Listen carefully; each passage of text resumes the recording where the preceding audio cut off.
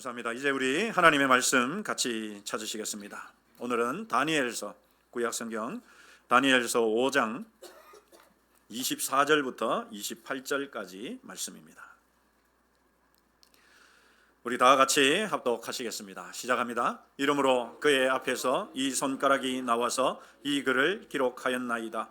기록된 글자는 이것이니 곧 메네 데겔 우바르시니라. 그 글을 해석하건대 메네는 하나님이 이미 왕의 나라의 시대를 세워서 그것을 끝나게 하셨다 하미요, 데겔은 왕을 저울에 달아보니 부족함이 보였다 하미요, 베레스는 왕의 나라가 나뉘어서 메대와 바사 사람에게 준바되었다 하미니이다 하니. 아멘. 네, 우리 좌우로 한번 인사하십시다. 한 주간 잘 보내셨습니까? 네, 감사합니다.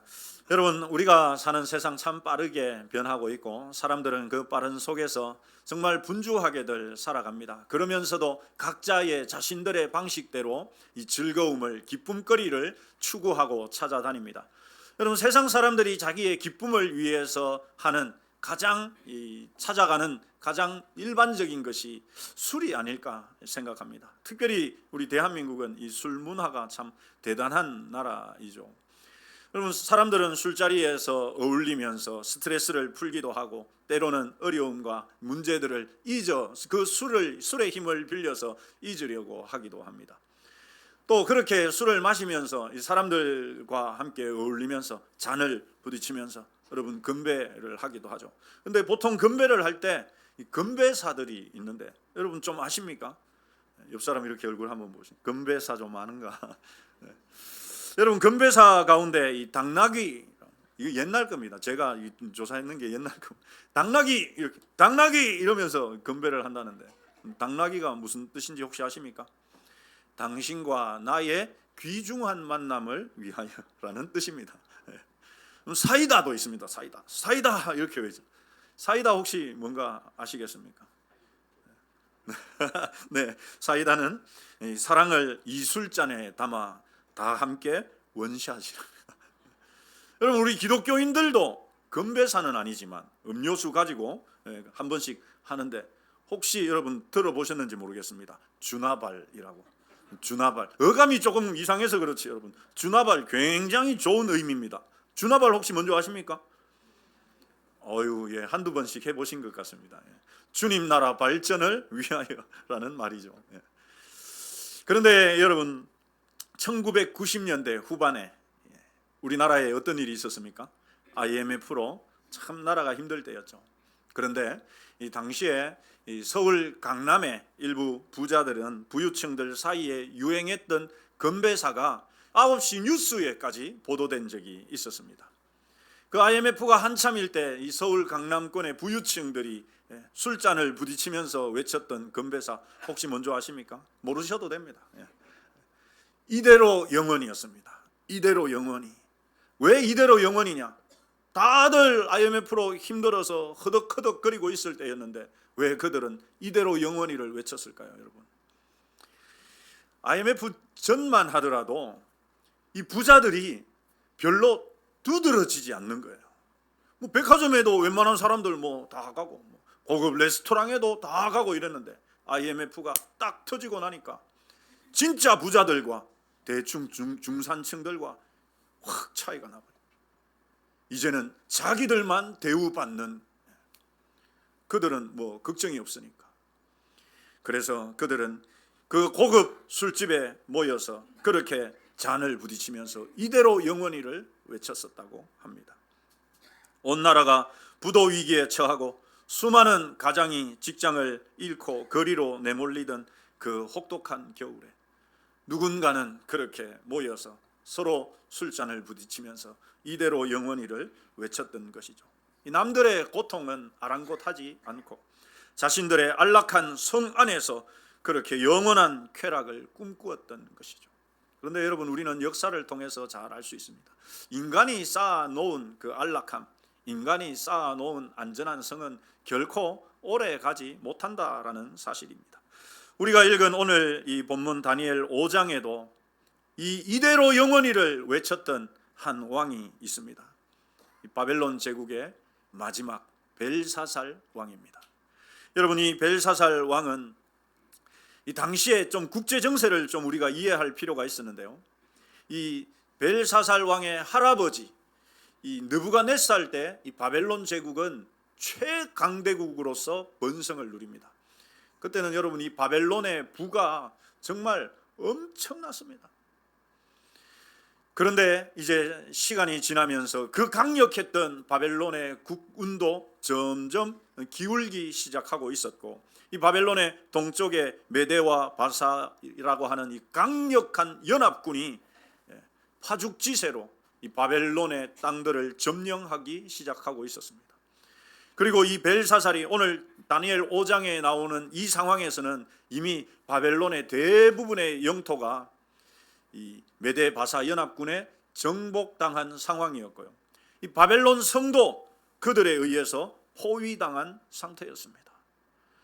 그런데 여러분, 참 너무 놀라운 것은 그런 상황에서, 그러니까 자기 나라가 이미 적군들에 의해서 거의 대부분 점령을 다 당했고, 자기가 있는 그 바벨론 성도 적군에 의해서 포위당한 상태였는데, 이 벨사살이 어떤 일을 하느냐, 여러분 이렇게 합니다. 여러분, 이게 뭡니까? 이 바벨론 성 안에 1,000명의 이 귀족들을 다 불러가지고 술잔치를 벌였습니다. 지금 적들이 바로 그 성 바깥에 뺑 둘러가서 여러분 포위하고 있었고, 이 바벨론 전 지역이 메대 바사에 의해서 정복당한 상황이었거든요. 그런데도 놀랍게도 이 적군이 성을 포위하고 있는 그 절체절명의 순간에도 이 벨사살 왕은 그렇게 여러분 술잔치를 벌이고 있었어요. 어떻게 이것이 가능했을까요? 바로 자기가 거하고 있는 그 바벨론 성에 대한 거의 맹목적인 확신, 이 성은 절대 적군이 함락시킬 수 없다는 그 확신 때문이었습니다. 고대 역사가인 헤로도투스에 의하면 당시에 그 바벨론 성은요, 이 성벽이 얼마나 두꺼웠던지 그 성벽 위에 마차 2대가 서로 이렇게 교행할 정도로 그만큼 폭이 넓었다고 합니다. 게다가 이 바벨론 성 안으로는 유프라테스 강물이 흘러 들어오게 해놨기 때문에 적이 아무리 포위 공격을 한다 하더라도 물 걱정을 할 필요가 없었습니다. 게다가 성 안에는 자그마치 20년 동안이나 먹을 수 있는 양식이 축적되어 있었다고 합니다. 그러니 여러분, 성벽을 적군이 넘어올 수 있는 가능성도 거의 없고, 그렇다고 물 부족을 걱정하거나 식량이 떨어질 걱정을 할 필요도 없어요. 이 성에 대한, 이 성의 견고함에 대한 맹신이 이 벨사살로 하여금 이런 위중한 상황에서도 귀족들과 함께 술 파티를 벌이도록 했던 것이죠. 벨사살은 생각했습니다. 아무리 메대 바사 군사라 해도 이 성은 절대 넘어올 수 없다. 우리는 안전하다. 우리는 영원하다. 이것이 벨사살이 가지고 있었던 이 생각이었습니다. 여러분, 그런 벨사살은 잔치가 무르익자 술기운에 이 충동적인 명령을 내립니다. 바로 그의 조상 느부갓네살이 예루살렘을 점령하고 그 예루살렘 성전에서 탈취해 왔던, 당시에 하나님께 예배드릴 때 사용하던 금그릇, 은그릇들을 이 느부갓네살이 다 바벨론으로 가져갔는데, 그것을 창고에서 내오게 해가지고 거기에다가 술을 따라서 마시면서 자기들의 금은, 구리, 쇠, 나무, 돌로 만든 우상을 찬양합니다. 부어라 마시라, 그 귀한, 그 거룩한 금그릇, 은그릇들에 하나님께 예배 드릴 때 사용하던 거기에다가 그들은 술을 부어 마시면서 자기들의 신을 찬양하는 일을 한 것이죠. 여러분, 이것은 단순한 유흥이 아니었습니다. 살아계신 하나님을 욕보이는 것이죠. 어떤 의미가 있습니까? 봐라, 우리가 이 유다의 신 하나님의 그 그릇에다가 우리가 술을 부어 마신, 우리 신이 더 강하다, 우리 신이 승리했다라는 조롱 섞인 선포였던 것입니다. 여러분, 벨사살의 이런 모습은 1912년에 이 침몰했던 이 타이타닉호를 연상하게 합니다. 그럼 당시에 그 타이타닉호에 타고 있던 이 승객들, 이 타이타닉호에는 여러분 별명이 붙어 있었는데, 타이타닉호의 별명이 뭐냐 하면 신도 침몰시킬 수 없는 배. 이게 여러분 타이타닉호의 별명이었습니다. 타이타닉호에 붙은 별명이 뭐냐? 당시의 기술로 이 배를 정말 잘 건조했기 때문에 신도 침몰시킬 수 없는 배. 이게 여러분 타이타닉호. 그런데 그 타이타닉호가 어떻게 됩니까? 빙산과 충돌하면서 가라앉기 시작합니다. 그런데 배가 그렇게 가라앉는 그 와중에서도 선내 연회장에서는 여전히 음악이 흐르고 있었고, 그들은 이 샴페인 잔을 기울여 마시고 있었다고 합니다. 벨사살의 왕궁이 여러분 바로 이 침몰 직전에 이 타이타닉호와 같았다는 사실이죠. 밖에서는 적군이 강물의 수위를 낮추면서 이제 성벽 밑으로 침투할 준비를 다 마쳤는데도 안에서는 이대로 영원히 그러면서 술에 취해서 하나님을 모독하고 있었던 것입니다. 그들의 광란이 절정에 달했을 때 놀라운 일이 일어나죠, 여러분. 갑자기 사람의 손가락이 나타나서 왕궁 촛대 맞은편 석회 벽에다가 글자를 쓰기 시작합니다. 갑자기 벽에 술 기운이 돌고 연회가 정말 분위기가 무르익는 그때 갑자기 사람의 손가락이 나타나서 벽에다가 글씨를 쓰기 시작했습니다. 화려한 조명 아래에서 드러난 그 기이한 손가락들을 보는 순간 여러분, 이 벨사살 왕의 반응을 성경이 참 적나라하게 묘사하고 있습니다. 우리 같이 한번 읽어보시죠. 시작합니다. 이에 왕이 즐기던 얼굴빛이 변하고 그 생각이 번민하여 넓적다리 마디가 녹는 듯하고 그의 무릎이 서로 부딪힌지라. 자리에 앉아서, 왕좌에 앉아서 술잔을 마시던 그 벨사살의 얼굴이 하얗게 질려버렸습니다. 뿐만이 아닙니다. 그 상태로 끝난 것이 아니라 넓적다리, 여러분 왜 우리가 참 너무 놀라는 일이 있으면 다리에 힘이 쫙 빠지지 않습니까? 이 왕이 얼마나 두려웠으면 무릎이 서로 부딪히면서 소리를 낼 정도로. 천하를 호령하던 왕이 여러분 공포에 질려서 다리에 힘이 다 풀려서 사시나무 들듯이 그렇게 무릎이 서로 부딪혀서 소리가 날 정도로 두려워하는 모습. 여러분, 죄는 언제나 담대한 척하지만 하나님의 임재 앞에서 한순간에 무너지는 것입니다. 왕은 바벨론의 모든 지혜자들을 다 불러가지고 저 글자가 무슨 뜻인지 해석해 달라고. 당시에 여러분 바벨론은 세계 최고의 과학 기술까지 갖고 있었거든요.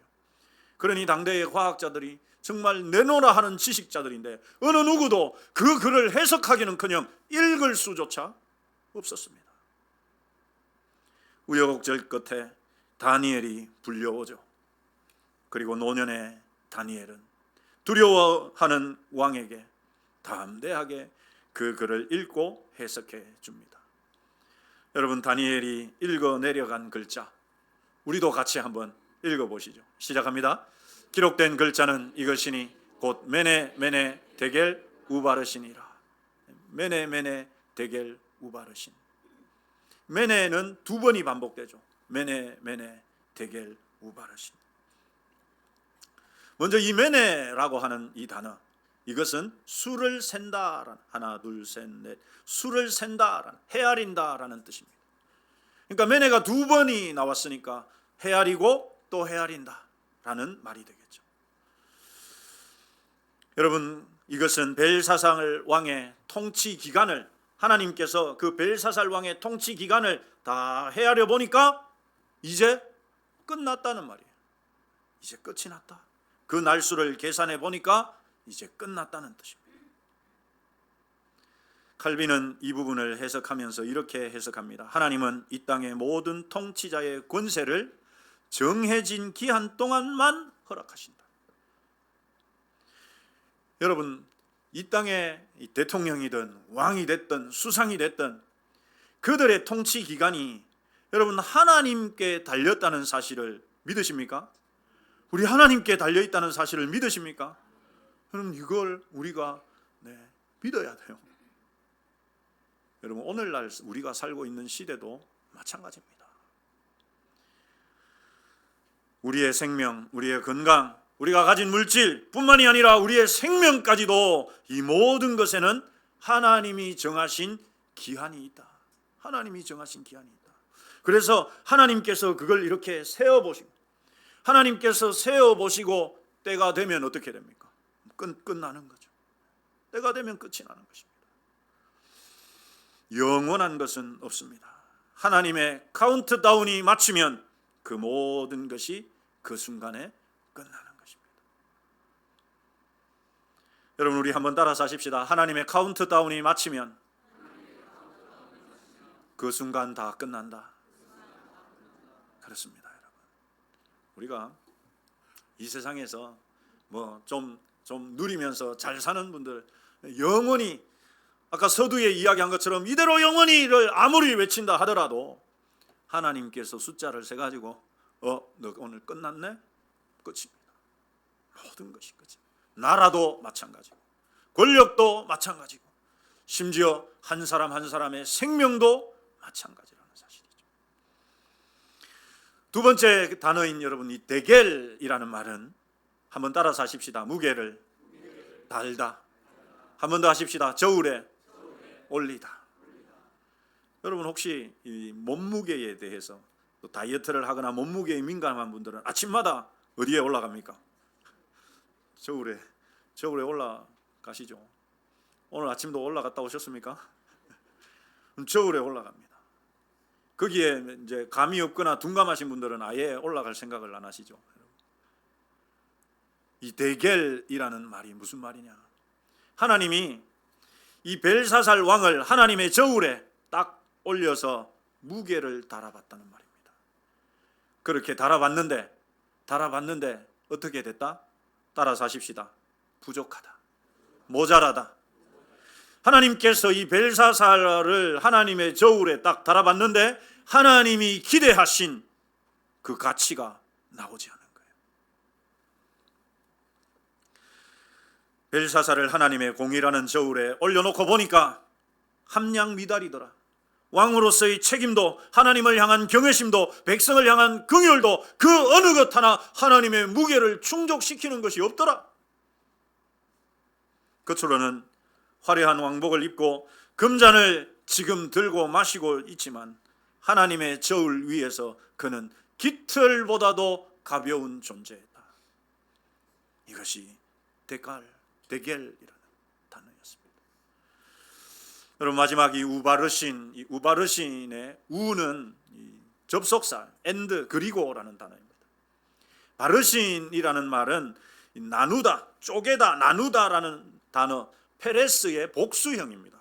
그래서 여러분 우리 성경에도 보면은 바르신은 안 나오거든. 페레스의 복수형 바르신. 그러니 여러분 이 말이 무슨 말이냐? 하나님께서 세어보고 저울에 달아보니까 부족한 거야. 하나님이 기대치를 충족시키지 못한 거야.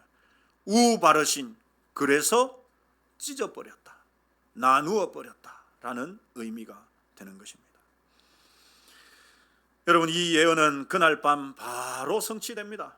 다니엘이 이 단어를 읽고 해석해 준 그날 새벽에 그렇게 여러분 강물의 수위를 옆으로 틀어서 수위를 낮춘 이 메데 페르시아 군사들이 그 담 밑으로 수로를 통해서 바벨론 왕궁에 들어와서 바벨론을 함락시키고 벨사살도 비참한 최후를 맞습니다. 흥청망청 술에 취해 있던 바벨론은 저항 한번 제대로 하지 못하고 함락되었습니다. 이대로 영원히를 외치던 벨사살은 하루도 가지 못해서 목숨을 잃고 말았습니다. 사랑하는 성도 여러분, 이 말씀은 단순히 2500년 전에 바벨론을 향한 벨사살 왕을 향한 말씀만은 아니라는 사실이죠. 이 메네메네 데겔 우바르신의 원리는 오늘을 살아가는 저와 여러분에게 주시는, 또 모든 인류에게 똑같이 적용되는 영적인 원리를 담고 있습니다. 성경은 우리 모두가 언젠가 하나님 앞에 서게 될 때가 있다 분명히 말씀하죠. 요한계시록 20장에 보면 마지막 심판의 광경이 나와 있습니다. 우리 하나님의 흰 보좌, 백보좌가 있고 그 위에 책들이, 행위를 기록한 책들이 쫙 펼쳐져 있어서 불신자들에게 임할 메네메네 데겔 우바르신의 심판이 어떻게 이루어지는지를 보여줍니다. 그 행위를 기록한 그 책에 따라서 그들의 삶을 계수하고 무게를 달아서 죄값대로 심판하시는 하나님의 공의의 심판, 그것을 요한계시록 20장이 잘 보여주고 있습니다. 그렇다면 여러분, 우리 믿는 자들에게는 이 말씀이 어떤 의미가 있을까요? 메네메네 데겔 우바르신, 믿지 않는 자들은 하나님께서 그들의 행위를 기록한 그 책에 근거해서 그들의 행위들을 다 쇠하리고 무게를 달아서 하나님의 공의대로 심판을 하시는데, 우리 믿는 자들에게는 어떤 일이 일어날까요? 우리가 몇 번 봤습니다마는 고린도전서 3장 13절 14절 말씀, 우리 같이 읽어보시죠. 시작합니다. 만일 누구든지 그 위에 세운 공적이 그대로 있으면 사항을 받고 누구든지 그 공적이 불타면 해를 받으리. 여러분, 이것이 우리가 받게 될 하나님 앞에서의 심판입니다. 여러분, 우리의 구원 문제는 예수님의 십자가로 인해서 이미 해결이 되었죠. 이것은 구원을 받고 못 받고를 보여주는 것이 아닙니다. 뭐에 대한 내용입니까? 우리의 상급에 대한 내용이에요. 우리의 상급에 대한 내용. 믿지 않는 자들은 어차피 구원받지 못하기 때문에 그들의 행위들을 계산해서 메네메네하고 대결해서 우바르신 하게 되는 것이 하나님의 심판, 믿지 않는 자들에 대한 심판이에요. 그러면 믿는 자들도 역시 마찬가지로 메네메네하고 대결을 하신단 말입니다. 뭐에 대한 것을 하시느냐? 따라서 하십시다. 내가 주님을 위하여 헌신한 것, 주님의 나라를 위하여 수고한 것, 그렇습니다. 거기에 대한 것들을 하나님이 메네메네 하시고 대결하신단 말입니다. 여러분, 메네메네는 두 번을 반복하잖아요. 왜 두 번을 반복합니까? 혹시라도 빠뜨리는 게 있을까? 혹시라도 저 김 집사가 나를 위해서 수고했던 것 중에 빠뜨린 거 없나? 천사들 보고서 야, 한 번 더 확인해, 한 번 더 확인해. 그래서 메네메네 하시는. 그리고 그것들을 저울에 달아서 대결하셔가지고 하나님이 거기에 따라서 우리에게 상급을 주십니다. 구원의 문제는 예수님의 십자가로 인해서 이미 해결이 되었습니다. 이것은 변하지 않는 진리죠. 그러나 여러분, 구원받은 이후 우리의 삶에 대한 평가는 아직 남아있다. 우리 좌우로 한번 알려주십시다. 우리 삶에 대한 평가가 있습니다. 여러분, 어떻게 살아야 될까요? 우리가 어떻게 살아야 될까요?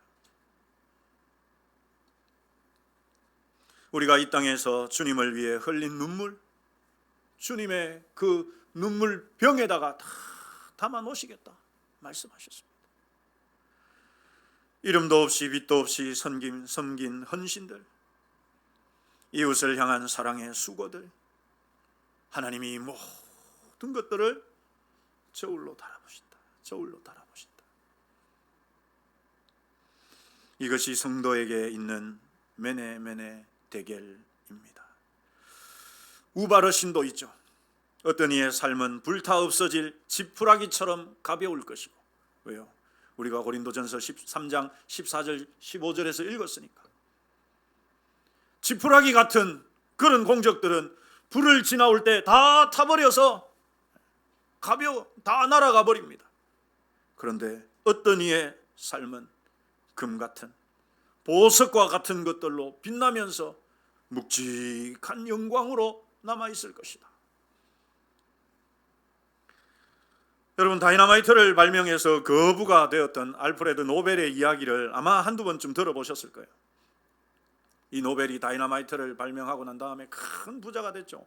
그런데 여러분, 하루는 신문을 보는데 깜짝 놀랄 기사가 뜬 겁니다.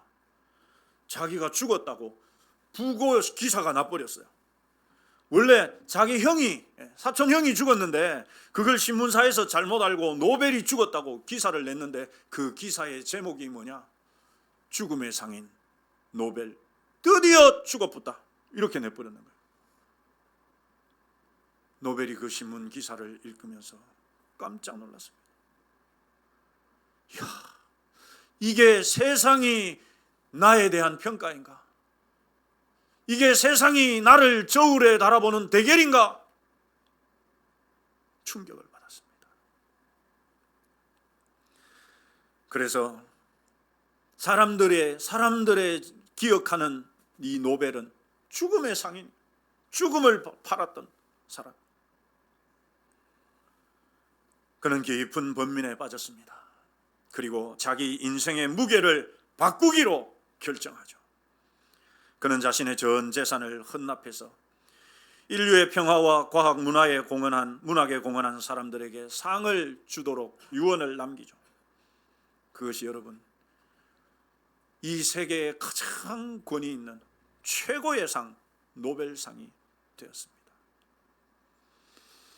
그는 죽음의 상인이라는 부끄러운 대결, 이 평가를 정의의 평화의 사도라는 평가로 바꾸어놨습니다. 오늘날은 여러분, 누구라도 받기를 원하는, 미국의 트럼프가 그렇게 받고 싶어하는 여러분 상이 노벨 평화상 아니었습니까?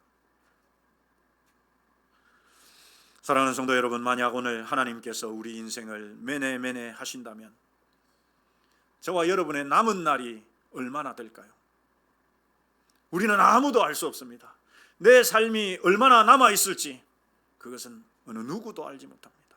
그러나 하나님은 반드시 세고 계시다는, 그리고 그때가 이르면 어느 누구도 머물 수 없다는 사실. 만약 하나님께서 우리의 신앙과 인격을 대결하신다면 그 무게가 여러분 얼마나 될까요? 솔직히 우리 중 누구도 하나님의 저울 앞에서 저는 합격입니다 이렇게 말할 수 있는 사람은 아무도 없을 것입니다. 율법의 저울에 달리면 여러분, 율법의 저울로 우리 한 사람 한 사람을 달면 여러분, 저와 여러분 어떻게 될까요? 아마 벨사살보다 더 비참한 결과가 나오지 않겠습니까? 왜 그렇습니까? 우리 모두는 죄인이기 때문이죠. 그런데 참 우리 여기에 이 기독교에 정말 위대한 복음이 들어있죠. 우리는 여러분 하나님의 저울에 달리면 한없이 가벼울 수밖에 없는 자들입니다. 그런데 그 우리의 모든 함량 미달을 채워주시는 분이 있으시죠. 바로 예수 그리스도입니다. 예수님께서 십자가에서 죄인인 우리가 감당해야 할 그 우바르신, 찢겨지고 나누어져야 할 그 저주를 예수님 몸으로 친히 다 담당해 주셨습니다. 그래서 하나님의 저울에 우리를 올려놓으면 턱없이 부족해서 기울어질 텐데, 반대편에 예수 그리스도의 십자가의 의를 탁 얹어 놓으니까 비로소 저울이 수평을 이루고도 남음이 되는, 이것이 바로 칭의의 은혜이고 비밀입니다. 사랑하는 성도 여러분, 저와 여러분은 이대로 영원히를 외치면서 썩어질 세상의 쾌락에 취해서 살아갈 사람들이 아니죠. 하나님 앞에 우리의 인생을 매네 대결 우바르신 할 때가 반드시 있다는 사실을 기억하고 살아야 하는 사람들입니다. 세상의 평가는 여러분 중요하지 않습니다. 세상은 우리를 아파트 평수가 얼마나 되는지, 자동차는 어떤 걸 타고 다니는지, 통장의 잔고는 얼마나 남았는지를 여러분 우리를 그 저울에, 세상은 그 저울에 답니다. 그러나 하나님의 저울은 그렇지 않습니다. 우리가 얼마나 사랑했는지, 내가 얼마나 용서했는지, 내가 얼마나 은혜를 흘려보냈는지, 내가 주님의 나라를 위해서, 교회를 위해서 얼마나 수고하고 섬겼는지, 그것을 하나님은 달아보신다. 벨사살처럼 교만해서 한순간에 무너지는 그런 인생이 아니라 우리 모두 하나님 앞에 서는 그날까지 우리의 가치를 더해가고 우리의 상의 무게를 늘려가는 그런 저와 여러분이 되시기를 축원합니다. 그래서 하나님의 셈에 넉넉하게 통과할 수 있는, 하나님의 무게를 채우고도 넘치게 하는 신실한 믿음의 삶을 사시기를 주님의 이름으로 축원합니다. 우리 이 찬양으로 주님이 다시 오실 그날을 우리 기억하시면서 찬송 179장 같이 찬송하시겠습니다.